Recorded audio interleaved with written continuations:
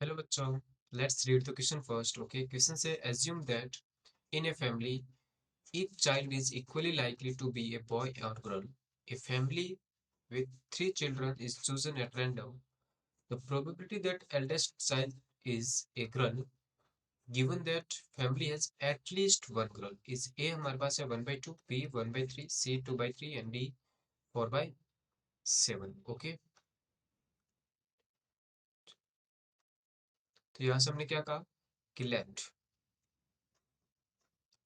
जी है वो डिनोट कर रहा है गर्ल्स को और बी डिनोट करेगा हमारे पास बॉय को।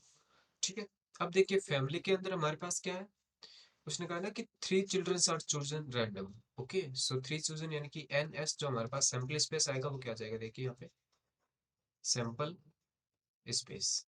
ओके, सैंपल स्पेस हम देखेंगे कि क्या आ जाएगा हमारे पास। ठीक है, या तो वो तीनों की तीनों गर्ल्स हो जाए या फिर दो गर्ल्स और एक बॉय। तो अरेंजमेंट क्या हो जाएंगे हमारे पास, दो two girls and one boy के। G girl boy girl. Okay, या फिर गर्ल गर्ल बॉय गर्ल, या फिर बॉय गर्ल गर्ल। सिमिलरली हम कहेंगे या तो तीनों ही क्या हो जाए बॉय। ठीक है, यदि तीनों ही जो थ्री है हमारे पास थ्री के थ्री क्या हो जाए बॉय, दैट मीन्स व्हाट, फिर या तो थ्री बॉय। ओके, या फिर two boy one girl. Okay, या फिर बॉय गर्ल बॉय एंड, या फिर हमारे पास हो जाएगी गर्ल बॉय बॉय। ओके, तो यहाँ पे हमारे पास देखिए कितने अरेंजमेंट हो जाएंगे total, 1 2 3 4 5 6 7 8।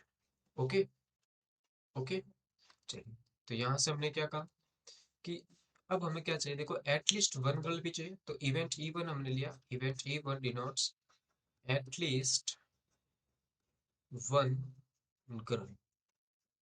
Okay, at least one girl that means हमारे पास सैंपल क्या आ जाएगा, देखिए एटलीस्ट वन, एक तो होनी चाहिए, यानी कि वन तो नेसेसरी है, बट वन से यदि ज्यादा है तो भी चलेगी हमारे पास। ठीक है, तो वन से ज्यादा दैट मीन्स ट्रिपल जी, तीनों ही गर्ल्स हो जाए, या फिर दो गर्ल एक बॉय। तो अरेंजमेंट हमारे पास क्या हो जाएंगे, जी बी जी बी जी जी। ओके, अब देखिए यहाँ पे तो एटलीस्ट है ना, तो ये तीनों केस भी आ जाएंगे हमारे पास। ठीक है, यानी कि boy boy girl boy girl boy and girl boy boy. Okay, क्यों एटलीस्ट वन, यानी कि यहाँ पे एक सिंगल गर्ल तो है तीनों केस में। ठीक है, इसलिए। और ई टू इवेंट्स हमारे पास डिनोट कर रहा है eldest child is girl. Okay, eldest child वो क्या होनी चाहिए गर्ल। ओके, दैट मीन्स इसमें जो हमारे पास सिंपल स्पेस के अंदर एलिमेंट्स आएंगे वो क्या आ जाएगा, एल्डेस्ट चाइल्ड है वो गर्ल होनी चाहिए, यानी कि तीनों ही गर्ल्स हो जाए, या फिर गर्ल गर्ल और बॉय। देखिए फर्स्ट प्लेस पे जो भी गर्ल्स आ रही है वो हमारे पास एल्डेस्ट की हो जाएगी कैसे, है ना। तो यहाँ पे हमारे पास है G B G and this is G B and B.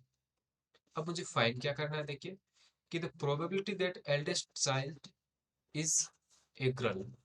Okay, so probability of E2 given that E1, E1 यानी कि प्रोबेबिलिटी दैट E1।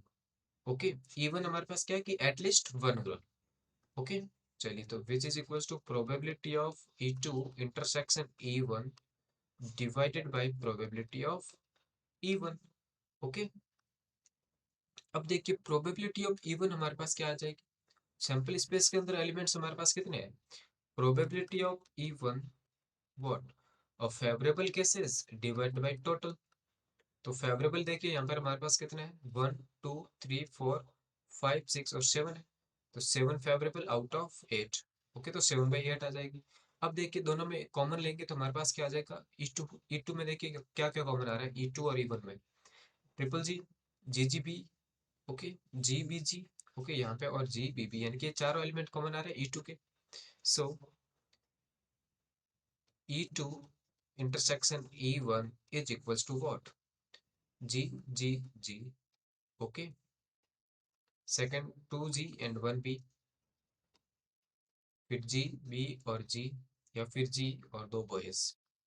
ओके, चलिए, तो ये फॉर केसेस आ रहा है, तो यहाँ से probability of E two intersection E one हमारे पास क्या आ जाएगा भाई, फेवरेबल बाई टोटल। ओके, तो फेवरेबल 4 केसेस आउट ऑफ 8, तो 4/8.